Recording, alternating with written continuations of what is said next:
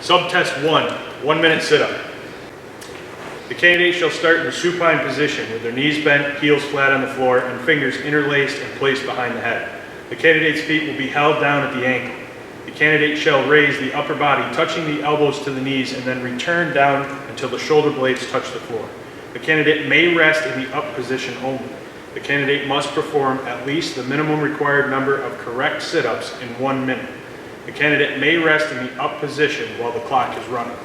Things we look for, all right? We must maintain fingers interlaced behind the head. That means that the fingers cannot come past this point where the tip of the finger goes past that knuckle. If it goes past there, we'll stall the count. So the fingers remain interlaced and placed behind the head, not on top of the head and not buried on the back of the neck, but behind the head.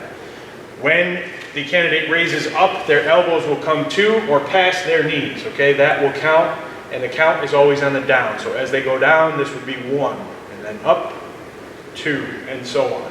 Things we're going to look for as well are kipping of the hips. That's where we drive the hips in the air and use that to build momentum. This will stall the count, and you won't get a rep count there. Your shoulders must touch the mat. If you go up and don't come all the way down, again, we will stall the count. It won't count for a rep. Our count is always on the down. So for instance, as we begin, 1, 2, 3, and so on. Some techniques here that we found beneficial that help candidates. We want to make sure your breathing is happening. If you put in your mind to breathe on every cadence, as this is an example, as you come up, you exhale, inhale on the way down, and really are deliberate about that breath control, that will benefit you throughout the sit-ups.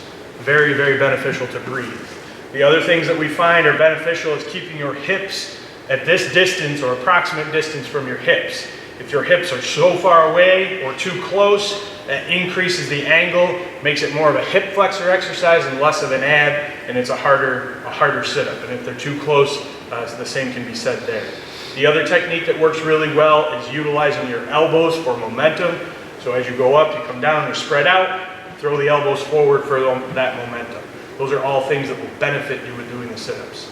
The last bit of information that I'll express, the only way to get better at this style of sit-up is doing this style of sit-up.